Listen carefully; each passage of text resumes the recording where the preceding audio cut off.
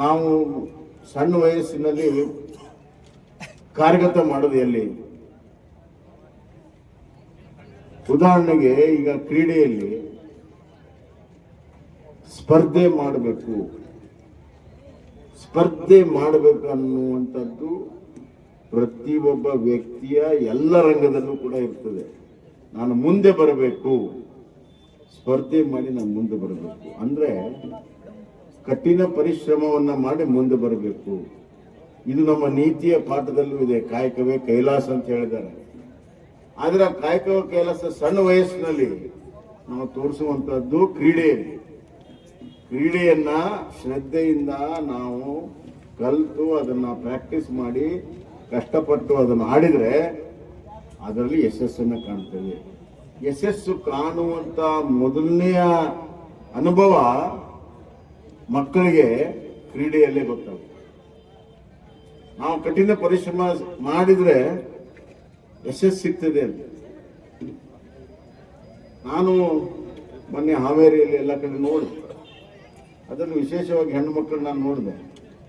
ಪಾಪ ನೋಡಕ್ಕೆ ಇಷ್ಟು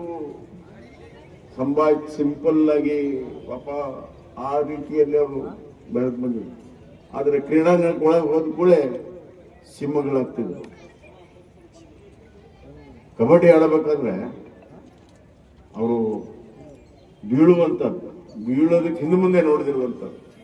ಅದನ್ನು ನೋಡಿದಾಗ ಹೆಂಗೆ ಕ್ರೀಡೆ ಪಾಠ ಕಲಿಸ್ತದೆ ಅನ್ನೋದು ನಮ್ಗೆ ಅರ್ಥ ಆಗ್ತದೆ.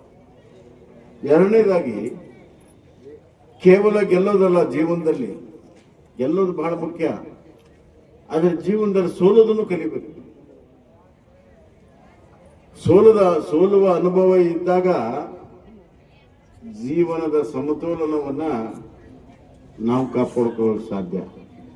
ಯಶಸ್ಸು ಸಿಕ್ಕಾಗ ಎಷ್ಟು ಸಂತೋಷವಾಗಿರ್ತದೋ ಅಷ್ಟೇ ಸೋತಾಗಲೂ ಕೂಡ ಧೈರ್ಯವಾಗಿರ್ಬೇಕು. ಅದಕ್ಕೆ ಸ್ವಾಮಿ ವಿವೇಕಾನಂದ ಒಂದು ಮಾತನ್ನು ಹೇಳಿದ್ದಾರೆ, we have to be big hearted in our victory and bold hearted in our defeat.